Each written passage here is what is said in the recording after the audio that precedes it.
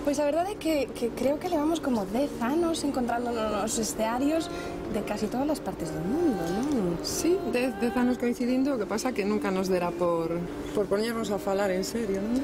Creo que non foi até fai un par de anos, até o verán do 2008, no momento no que as dúas estábamos nun espectáculo común, non? No que nas dúas éramos artistas invitadas, foi naquele momento no que empezamos a falar, non? Sí, ademais decatámonos de que realmente tiñamos moitísimas máis cousas en común das que pensábamos, non?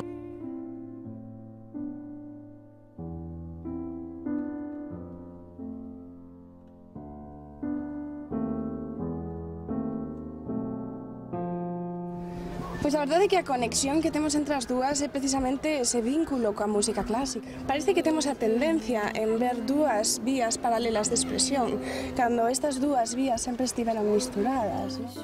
Aí estaba un Castro Chané, aí estaban temas como as soidades, donde se fusionaba esa música popular con esa parte máis clásica, non? O mellor non vimos a inventar nada, senón o mellor a redescubrir unha forma de expresión, non? De fusión deso popular e clásico.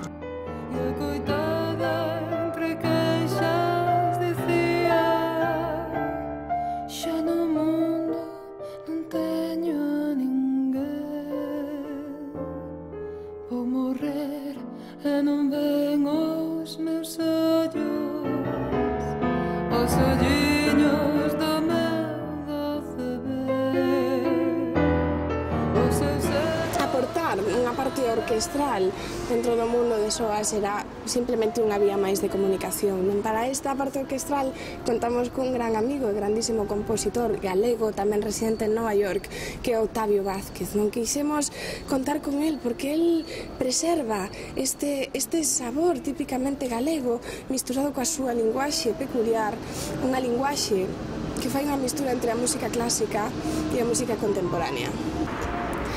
E eses temas que arranxou Octavio Vázquez para voz, piano e orquestra dan paso tamén á parte de SOAS per se, non? A parte na que ti e máis eu nos quedamos SOAS. Reflexa a xénese deste muller, non? Deste proxecto. Realmente son temas que alcanzan un grado de intimidade, de sinceridade brutal, non?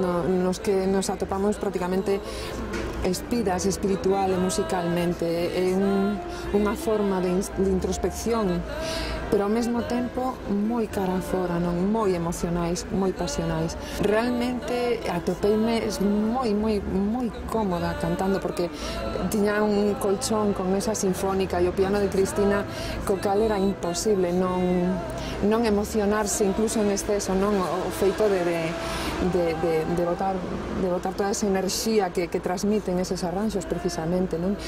E a raíz deso sentimos a necesidade de atopar unha linguaxe propia, unha linguaxe que fose unha fusión entre o que é Cristina Pato e o que son eu musicalmente, non? E dai surdiron eses interludios.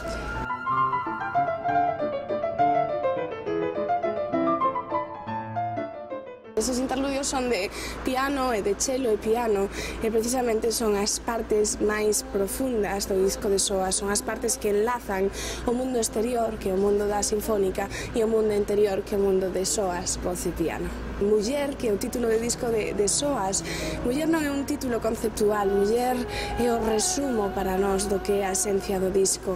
Cando nos sentamos a decidir cal era a palabra que mellor definía este primeiro disco conxunto, as dúas chegamos cunha lista de verbas preciosa que incluían palabras como sensualidade, que incluían palabras como intimidade, como madurez, como amor e desamor e sobre todo paixón, nun momento de profunda conexión entre Rosa e máis eu, pensamos que muller era realmente a palabra que definía todo iso. E non precisamente nun modo, unha forma reivindicativa, senón máis como unha especie de homenaxe. É un disco feminino, Moi un disco femenino. feminista, é femenino. Moi femenino.